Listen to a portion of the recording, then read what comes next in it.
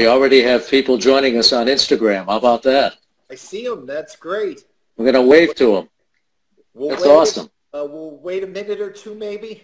Yeah, we'll wait a minute or two and then we'll get going. And we're going to do this like a podcast. In fact, we're going to turn it into a podcast later and put it on bradfieldweather.com. All right, I'm excited about this. This is a big one, Dan. Biggest we've seen in several years. You know, I read something. Here's Armchair Weather. Hello, Armchair Weather. Love to see everybody who follows us getting on, Brad. That's so excited. I know so many people follow us on social media. They retweet our tweets. They follow us on the other platforms, and we're so happy about that. And we really are thanking them today for joining us on our Instagram Live. Absolutely. Absolutely. We've got some good fans. We've got some really good fans at bradfieldweather.com. So, you know, looking forward to talking to everybody this morning. And then, as you said, Dan, putting it out as a podcast on our website, bradfieldweather.com. So, hey, first flakes start to fly between 4 and 7 today. Well, what do you say we get started with the presentation then, which, as we said, will turn into a podcast. And I know, Brad, one of the things we want to do is to thank the underwriters to the Bradfield Weather Podcast, beginning with Action Carpet and Floor Covering of Simsbury, for all your floor covering needs and for repairs or the installation of tile, rugs, you name it. And we also want to thank McAllen Construction of Prospect for rejoining us. They serve the entire state of Connecticut, does McAllen Construction. Woman-owned, minority business, small business, but they do all kinds of projects, including snow removal. And both awesome friends, Kevin Blake, the owner of Action Carpet, and I were co-presidents of the Granby High School football team. And so we've worked together, we've coached together. And Christine McAllen, who's the president of McAllen Construction, their family, dear friends with our family, our two youngest sons in both families went to WPI together and were both amazing football players. So, you know, we sat with the McAllens at every game and, you know, we did road trips together and we had adult fun. But they're great personal friends, both of them, and great friends to Bradfield Weather. Well, that's the perfect entreaty to the weather. I mean, I'm hearing stories that we might get more snow in this storm than we did all of last winter. Now, I don't know about that, but let's start about what's on the weather map here. What does it look like? I'll tell you that's possible, Dan. What we've got is we have a winter storm warning up for all of Connecticut, all of Rhode Island, and all of Massachusetts, except for Cape Cod, once you get past the bridge, the Sagamore and Bourne Bridge, and also Martha's Vineyard. They have a lesser winter weather advisory up there. It appears that the storm is going to come close enough to them that they will have some mixing issues with sleet and rain and snow, so that'll cut down on their accumulation. Right now, last time I checked, Block Island and Nantucket do not have any winter weather issues up yet because the storm will be closest to them and they'll be mixing with warm air coming in off the ocean. So that's neither here nor there for us. The only people that I think will have any mixing issues in Connecticut at all would be the immediate shoreline. And I mean the immediate shoreline. I mean, you have to go south of Interstate 95. So that little ribbon of a mile or two right along the immediate shore. And then into southeastern Connecticut, it could be a little more pronounced. Places like Groton and Stonington and Mystic and New London. Now, I don't think they're going to go over to rain. I think they may go over to sleet for a while, and that could cut back on the accumulations there. But let's just start right out with this, Dan. I think everybody, pretty much everybody in the state gets between 12 and 18 inches of snow. So that's a big storm. That's kind of a blockbuster, between 1 foot and 1.5 feet for most of us in the state. Now, what happens with these extremely intense storms is sometimes they set up banding. It has to do with the upper air configuration and everything. But it appears, I'll talk a little technically here, you have to look at the track of what's called the 700 millibar low. That's kind of in the middle part of the atmosphere. This is taking a perfect track that north central Connecticut, you know, places like maybe Enfield and Suffield, and then on over toward the normal players, Heartland, Barkhamsted, North Granby, West Granby, and then out into the Litchfield Hills. This area could set up with a significant banding, and in those areas up to 18 to maybe isolated 24 inches of snow accumulation. So we're talking pretty much a shoe-in for a foot for everybody, with a foot to a foot and a half for most of us. Some of us could end up with 2 feet of snow accumulation. So you asked about on the weather map, where is everything? How's it all setting up? We've got a low right now in the Florida Panhandle. And Dan, I want to point this out. I'm not a pat myself on the back, attaboy kind of person. But if you go back and play our last podcast, which we did on Thursday morning of last week, 6 days ago, we had this prediction. And I got criticized by a few people. You did. There was some pushback. Right. And here's the thing. When you do a weekly podcast, okay, weekly, that implies 7 days. Well, this was a 6-day forecast. What am I supposed to do? Not make it because somebody might not like it? Right. So the point is, and I preface everything I say.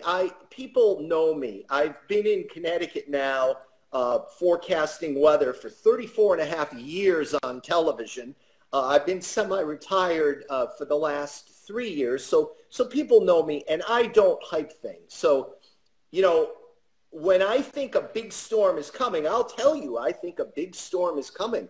And that famous blizzard we had in February of 2013, where Ansonia set the state record for getting 36 inches of snow in a 24-hour time period.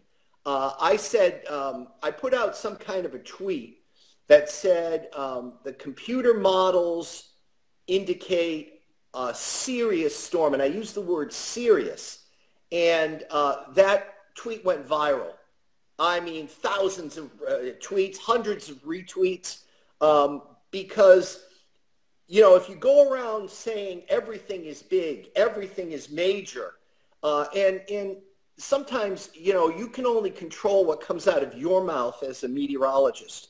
You cannot worry about what the anchor people are saying or speculating about or whatever if you're on television. You can only control what comes out of your mouth. Otherwise, you will go clinically insane. So, you know, the word major, when thrown around for an accumulation of maybe 3 to 6 inches of snow, disruptive might be a good adjective. Significant might be a good adjective. But I reserve major for major. Yeah, for over a foot. So, yeah, anytime in the 10-day forecast you set a flurry, you know, on day 8, the promotion department would have the anchors read something like, and can you believe there's snow in the forecast again? Brad will have details at 11.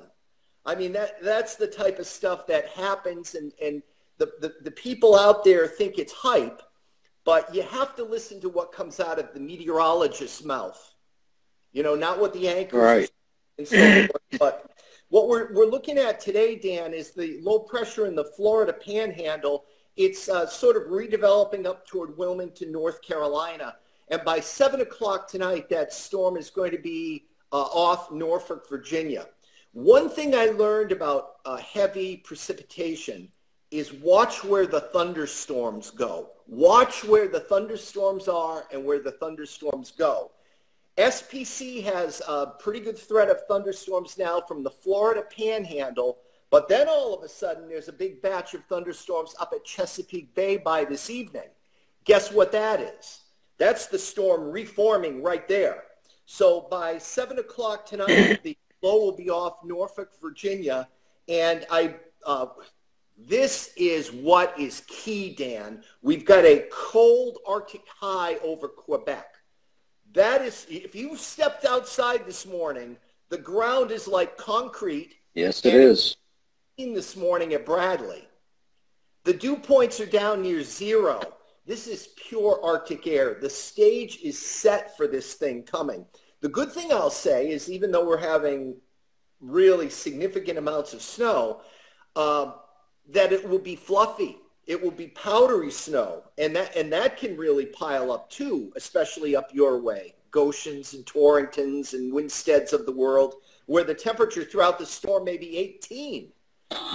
Contrast that with, for a while tonight, down around Stonington and Mystic, it might get up to about 32. So it'll be much more of a 10-to-1 kind of ratio of snow. We're up your way, it could be 20-to-1.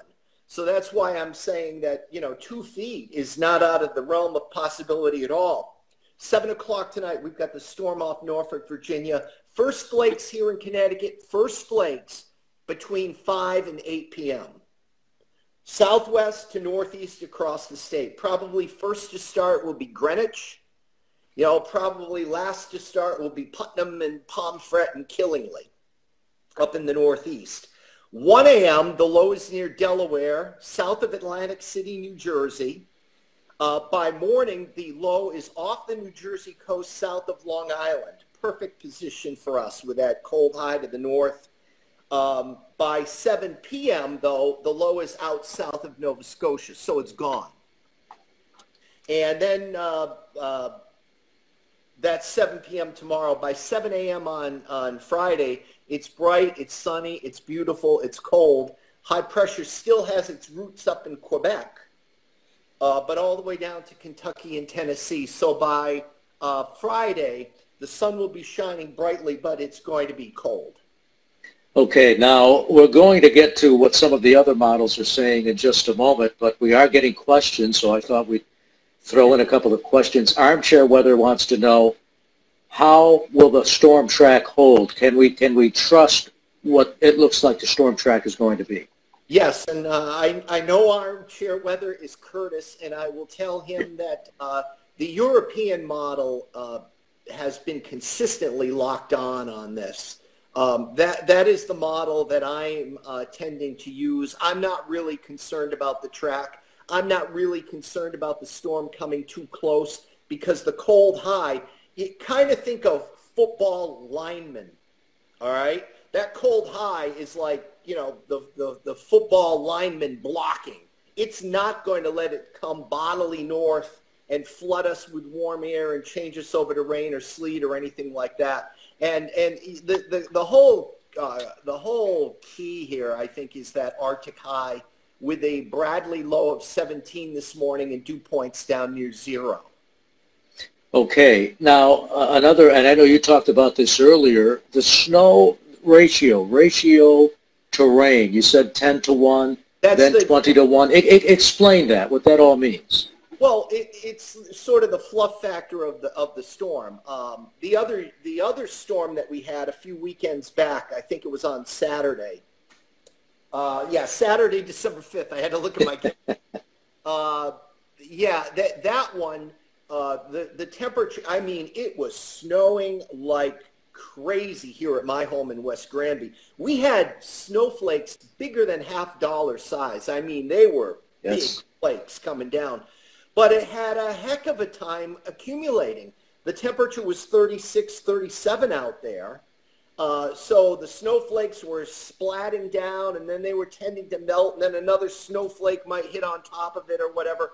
But you had a very condensed ratios of moisture to snowfall. It was like maybe 3-to-1.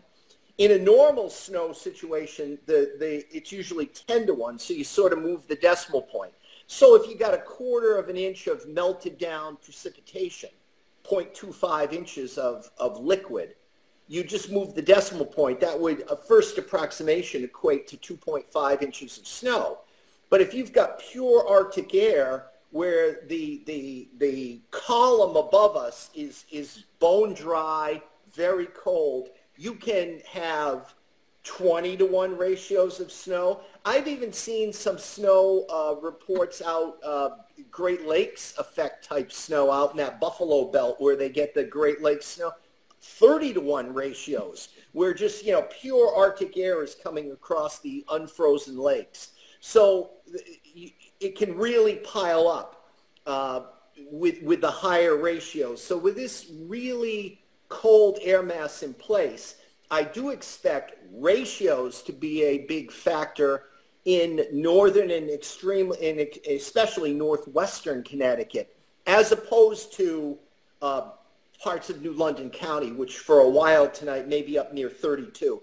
You got to consider our geography. And New England sticks out into the Atlantic Ocean. You basically come from Florida, northeast up the coast, right to New York City. It's almost, you can almost draw a straight line.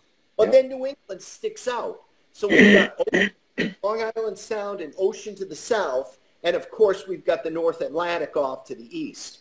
And we're early into the snow season here. We're not even officially at the winter solstice yet. So the ocean water temperatures, they lag. It takes a while for them to cool down. So, typically we see our coldest ocean surrounding us in late February or early March, not in early or mid-December. So I think that's the reason National Weather Service does not have any warnings up or anything for Nantucket. Same deal with Block Island. Any way the wind blows, the wind's going to be coming off 40-something degree water. So it's going to flood those islands and make it very wet snow or rain or sleet. So, that's the deal with the ratios. We're getting, by the way, more people joining us. Want to wave to them and thank you for joining us this morning. Someone wants to know how much snow is Southington going to get? I would say 15. 15 inches in Southington. Oh, my goodness. That's a lot of snow. They're in my 12 to 18 batch, so I put it right in the middle, 15. Okay. Now, there are various storm models out there, some more reliable than others, but I'm guessing that they're pretty much in conjunction this time around. What do the storm models look like? Yeah, they are. They are. Some models give maybe Groton and New London in that area a little more sleet than other models. So I would say if there's any area in the state that I'm most unsure of, I would say it would be Stonington, Groton, New London, Waterford, that area, extreme southeastern Connecticut, not because it's going to turn to rain, but because there might be some ice pellets, a period of ice pellets at the heaviest part of the storm that could keep the accumulation down there.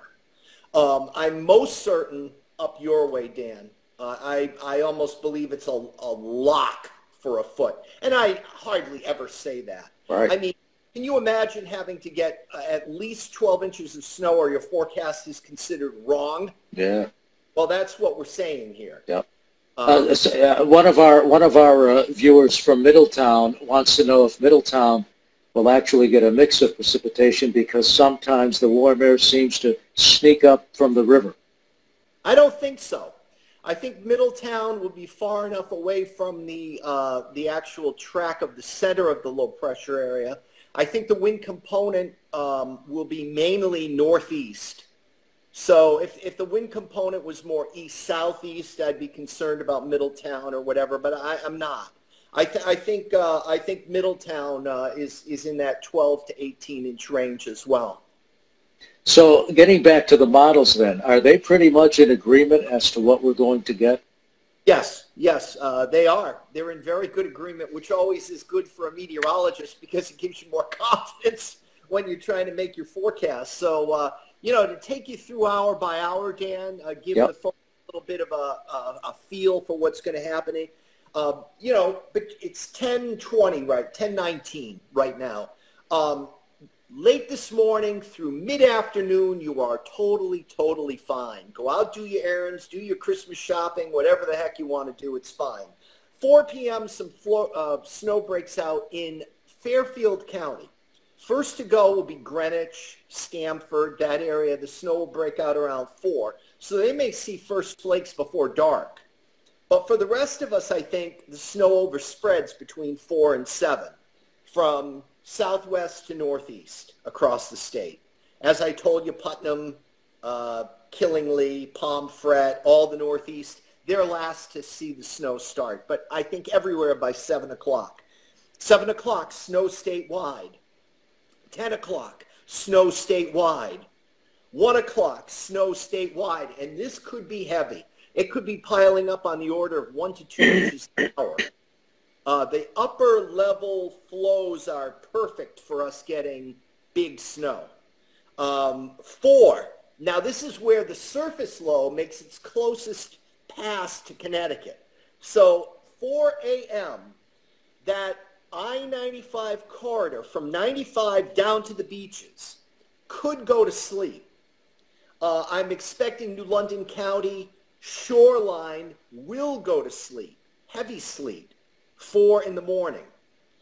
But then when the low goes by, remember we're counterclockwise around the low, so when the low goes by our longitude, the winds flip north. So even Stonington, you're no longer coming off Long Island Sound, you're coming off the land. So everybody flips back to snow at 7 o'clock in the morning. And by 1 in the afternoon tomorrow, we're just looking at flurries. So you wanted to go into models, Dan? You want to do that now? Well, before we do that, a couple of other questions. By the way, you mentioned Wilmington, North Carolina before, and Ann, a family member, just joined us just south of Wilmington, North Carolina. So I want to say hello to the people of North Carolina who are viewing this. But wind, how much of a factor is wind going to be in this storm? Well, the wind is going to crank. Not much question about it. Famous spam calls was calling me, Dan. Oh.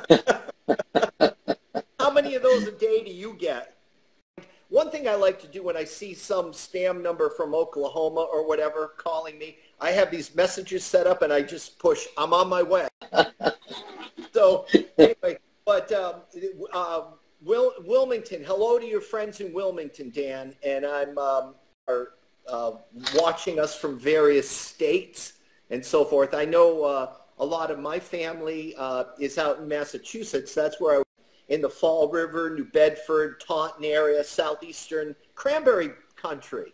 You know, they're watching from out there, but because it has been rock solid and consistent. And the European model, I went over it in detail this morning. Between now and 7 p.m., all they have is coatings to 1 inch of snow across the state. And the best place to get that 1 inch would be Greenwich and Stamford. So if you've got anybody commuting home, if they're home by 6 or 7, no matter where they live in the state, they should be fine. But Greenwich and Stamford could get about 1 inch by 7 o'clock. Now, between 7 p.m. and 1 a.m., so in other words, this evening, you know, put some Christmas carols on in the house and look out. I mean, I'm looking at 3 to 6 inches statewide in that little 6-hour window. Greenwich, though, will be getting into the heavy action a little bit sooner than the rest of us. So between 7 p.m. and 1 a.m., I'm looking at 6 inches or more down there. And so that's more than 1 inch an hour accumulating in Greenwich. Now, 1 a.m. to 7 a.m., Dan, if you are a snow lover, you are going to want to get up and put the floodlights on and look out in the backyard. Because from 1 a.m. to 7 a.m., that 6-hour window, I'm predicting 6 to 12 inches statewide in that 6-hour window. So that's 1 to 2 inches per hour in that 6 a.m. to 1 a.m. to 7 a.m. time frame. From 7 a.m. tomorrow morning to 1 p.m. So in other words, tomorrow morning during the daylight period, I expect an additional 3 to 6 inches of snow accumulation. And it all peters out at lunchtime tomorrow in the form of flurries. So I say lunchtime. I mean, I could see it petering out in Fairfield County around 10 or 11, and finally in Windham County around 1 or 2 as flurries. And that's it for the storm. Now, the start time, I said 4 p.m. to 7 p.m. The biggest part, the worst part of the storm, 8 p.m. tonight to 8 a.m. tomorrow morning.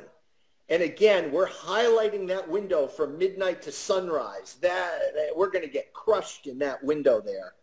And then the storm ends as flurries late morning till about noontime. So what are we thinking, Dan? 12 to 18 inches for all of us, okay?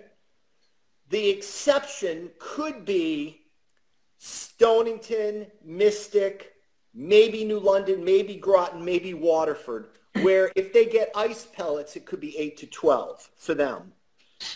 But otherwise, 12 to 18 for the state. Now, where that band sets up due to the upper level forcing, right now I'm thinking, not positive, but thinking, it's north central Connecticut and northwestern Connecticut. If that happens, there will be isolated 18 to 24-inch amounts. So 1.5 to 2 feet. The caveat and the thing I want to stress mostly here is that when you get out there to shovel it or use your snowblower or whatever, it is not going to be that concrete.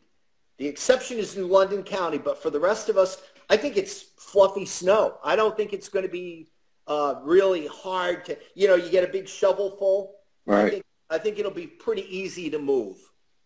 Well, right. That's important because you get that amount of snow, and if it's like concrete, forget about it. Right. Dan, the European model, while we're on it, we're heading toward Christmas. Today is what? Wednesday. Yeah. So 9 days away. Christmas is 9 days away. So I thought, okay, we put down 1 foot to 2 feet of snow across the state. Will we have a white Christmas? Well, I've got to think so. These are the European temperatures now at 1 p.m. in the afternoon. So basically the warmest part of the day. Today in the 20s, tomorrow in the 20s, Friday in the 20s, Saturday in the 20s. There ain't going to be no melting. No. Right? Sunday in the 30s. Monday in the 30s. Tuesday around 40. Wednesday, 35 to 40. We have a brief warm up on Christmas Eve because we've got a strong cold front coming. So we're into the 40s on Christmas Eve. But I say with great confidence, this snow will hold. You're not going to melt 18 to 24 inches of snow with 1 day of 45 degrees. No. Especially because the night times will all be below freezing. So it'll refreeze at night. Christmas Day right now, the first indications from the European model, daytime high of 23. So we're looking at going right back into the icebox on Christmas Day. Armchair Weather has a great question. How computer models can forecast a storm, let's say 7 days out, when there are no storms on a map? Well, there's always energy on the map or upper level systems flying around the globe. And Dan, we always, when you forecast, you're forecasting locally, and obviously my specialty, quote unquote, is Connecticut and southern New England. I've always forecasted in New England. Before I came to Hartford, I had a job in Providence, Rhode Island. And a meteorologist there who has been my buddy since the days we were in Providence together in the early 1980s. His name is Steve Cascione.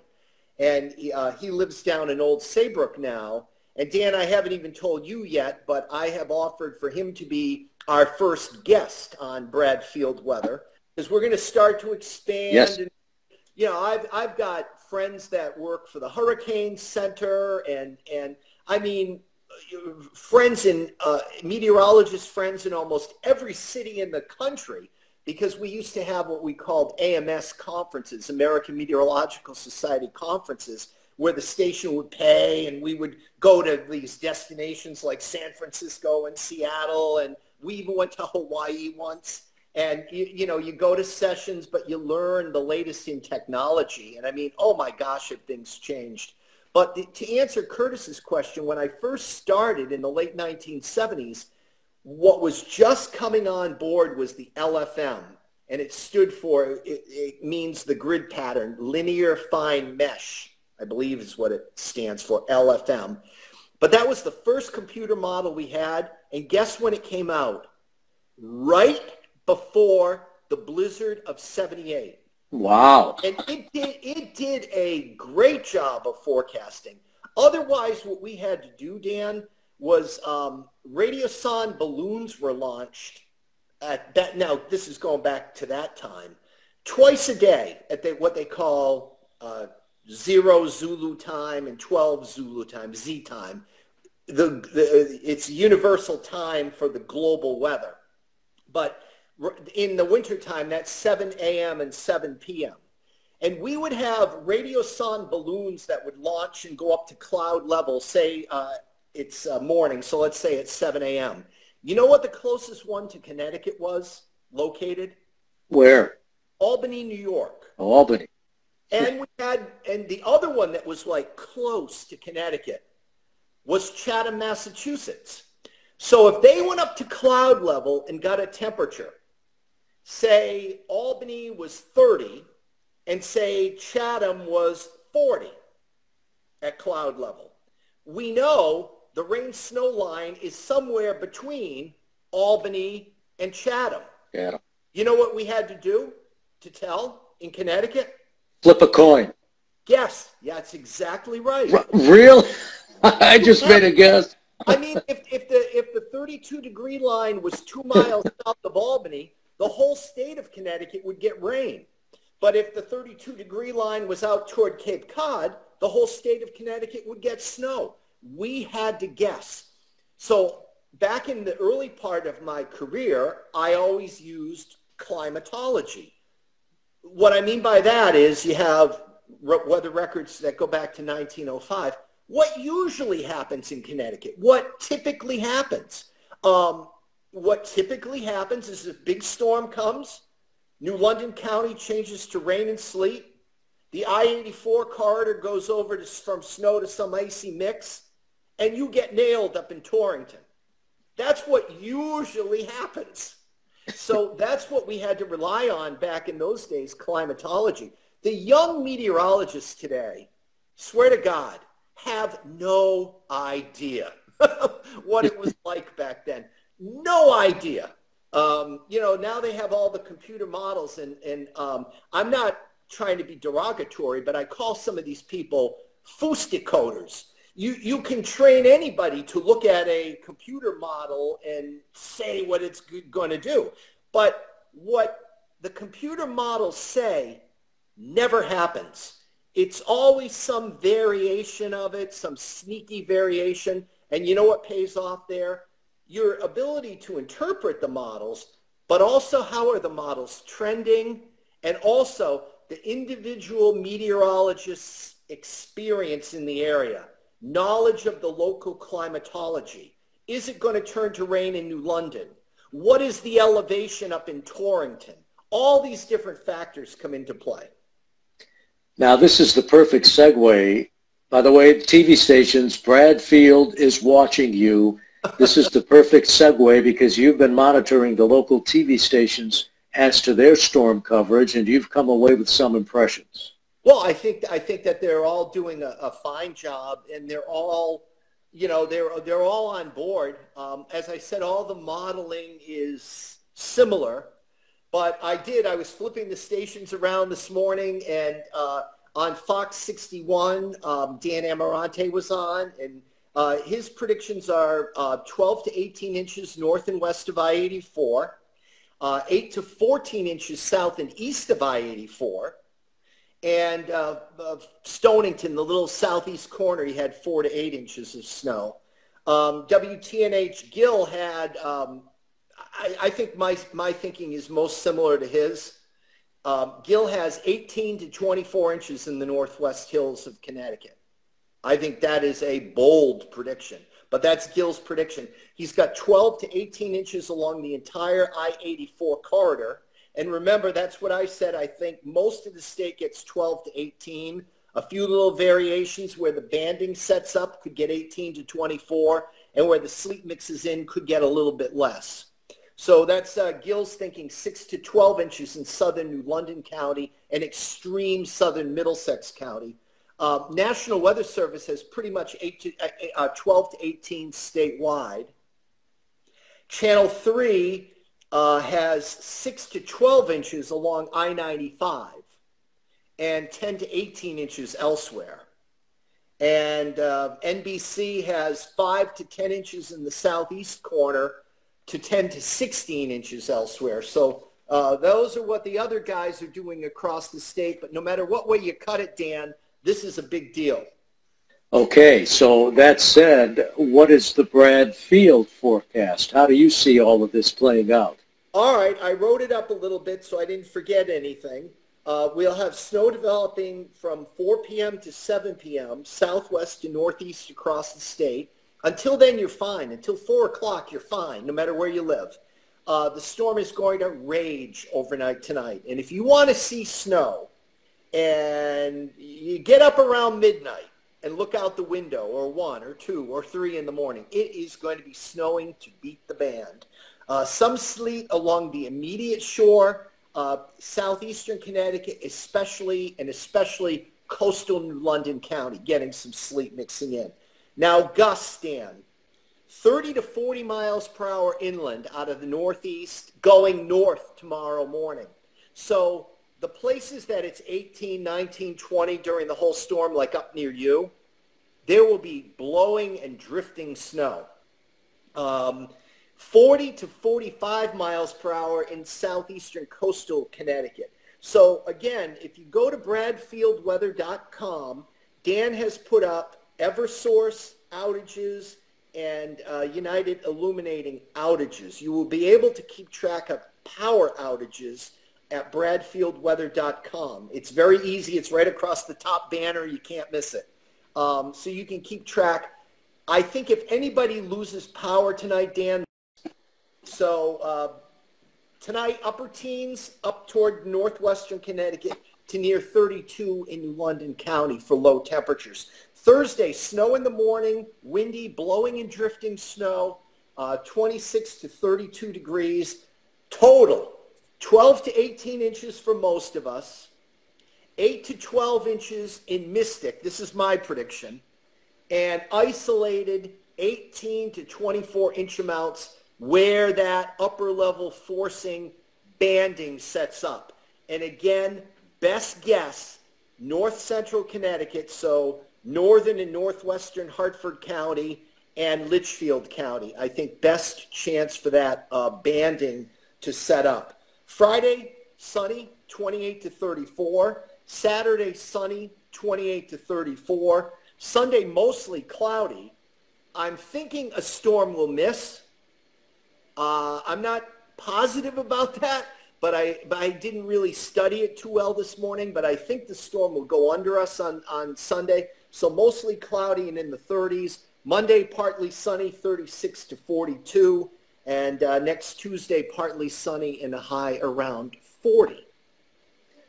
Well, Brad, that puts a cap on our first Instagram Live. First time we've done something of this sort on social media. We're going to do the other media as well. We're going to do a Facebook Live at some point down the road, and who knows, maybe we might even do a live on Twitter. You can go live on Twitter now, but we wanted to try first with Instagram, and I know we want to thank everybody who joined us this morning on the verge of what is going to be a major, major storm. And I know we also, once again, want to thank our underwriters, beginning with McAllen Construction in Prospect, a full-service construction company, a woman-owned small minority business licensed for the state of Connecticut, and also Action Carpet and Floor Company of Simsbury.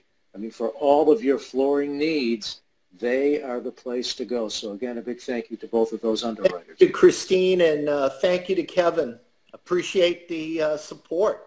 And I did notice going by, Dan, we've got a famous man in our midst, Rob Marciano. He's a meteorologist at ABC National. And Rob worked with me, I think it was the early 1990s at NBC Connecticut. And I knew from the moment I laid eyes on him, he would be a superstar. And he has been a superstar in television weather, but he is a wonderful friend. And, well, Rob, thanks so much for joining us. We'll have to get him on as a guest at some point. Absolutely. Absolutely. Terrific. Dan, thank you. Okay, and we'll have this in podcast form. If people would like to listen, we'll have it up later today on bradfieldweather.com.